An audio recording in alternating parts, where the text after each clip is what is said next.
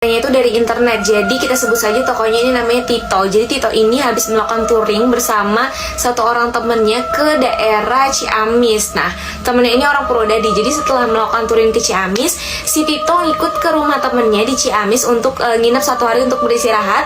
Kemudian setelahnya besokannya selepas habis maghrib, dia melanjutkan perjalanan untuk balik ke rumahnya di daerah Tuban, Jawa Timur. Perjalanan ini memakan waktu 3-4 jam. Sebenarnya bisa lebih cepat kalau lewat jalan alternatif, tapi jalan alternatif itu lagi rusak. Nah, dari awal perjalanan si Tito ini udah ngerasa nggak enak karena tiba-tiba aja di tengah perjalanan ban motornya si Tito ini bocor. Jadi dia langsunglah ke tukang tambal ban. Tambal giginya, enggak dong, tambal bannya lah, gimana sih? Setelah bannya ini ditambal, habis itu dia melanjutkan perjalanan lagi. Dan belum lama setelah dia berhenti buat tambal motor tadi, dia berhenti lagi karena tiba-tiba lampu motornya ini mati. Terus dia mampir dulu lah ke pasar Sulur Sari untuk membenarkan lampu motornya ini. Terus pas udah benar, sekitar 1,5 jam ini aman, dia jalan biasa aja. Sampai dimana tiba-tiba baru masuk ke Kabupaten Blora, nih motornya mesinnya mati tiba-tiba. Belum sempat si Tito ini nurunin standar motornya, ini tiba-tiba dia dikagetin dengan suara wanita tua yang udah ada di samping dia. Mas, saya boleh minta tolong gitu. Pas dia nengok, oh iya ada apa mbah? Terus si mbahnya ini bilang, saya boleh numpang nggak? Saya mau ke Bogorejo tapi saya nggak punya uang untuk naik ojek. Terus ya udah, karena si Tito ini lewat Bogorejo, jadi udah dia bilang, oh ya boleh mbah, tapi sebentar ya mbah, saya lagi mau benerin motor saya. Soalnya ini lagi rewel, tiba-tiba mati. Terus ya udah, dia nggak terlalu merhatiin si bentuk rupa nenek-nenek ini. Dia langsung fokus lagi ke motornya, dicek segala macam. Ternyata nggak ada yang salah sama mesinnya.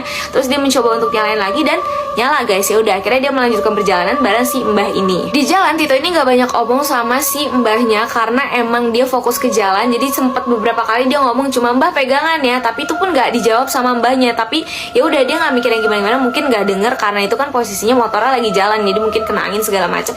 Ya bolot lah ya, gue juga kalau di motor kadang suka bolot gitu ya. Sebenarnya juga si Tito ini agak terganggu sama wangi-wangian yang tercium dari aroma tubuh si mbahnya ini gitu. Cuma dia nggak mikir yang gimana-gimana karena dia mikir kayak ini wanginya tuh agak menyengat, mirip sama wangi-wangi mbah-mbah yang ada di kampung. Biasanya kalau lagi gelar hajatan tuh biasa wanginya sama semua kan. Cuma ini kayak wanginya aneh menurut dia, dan dia sempat mikir kayak nih mbah-mbah bisa punya uang untuk beli parfum tapi kenapa dia nggak punya duit buat naik ojek gitu. Cuma ya udah, namanya membantu nenek-nenek kan dapat pahala, ya udah dia nggak peduli deh tuh. Sampai dimana akhirnya masuk ke kecamatan Bogorejo, si Tito ini nanya ke mbahnya, mbah mau turun di mana gitu, tapi nggak ada jawaban. Ini siapa sih malam-malam nyalain petasan? Saat mendekati pasar Bogorejo nih, si Tito akhirnya nanya lagi kan untuk kedua kalinya, mbah gimana mbah mau turun di mana?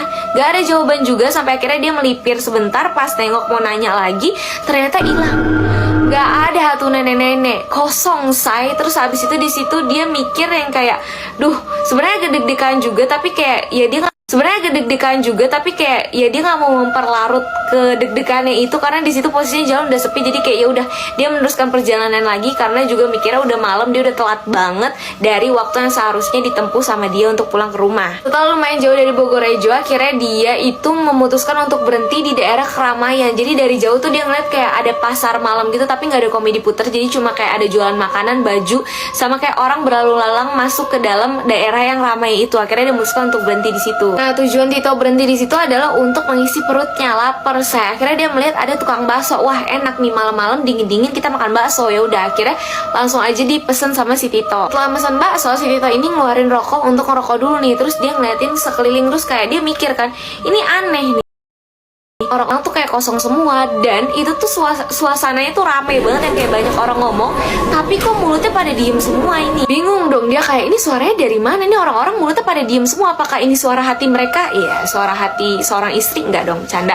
Terus habis itu ya udah, akhirnya karena dia nggak musing mikir, ya udah sambil nunggu bakso dia buka HP, dilihat ternyata itu udah jam 23.58, jam hampir mau jam 12 malam. Lu bayangin aja pasar malam apa yang mau jam 12 malam itu masih rame gitu kan. Terus main HP bentar, habis itu dia balikan pandangan lagi ke depan, terus melihat sekeliling, tiba-tiba jadi sepi.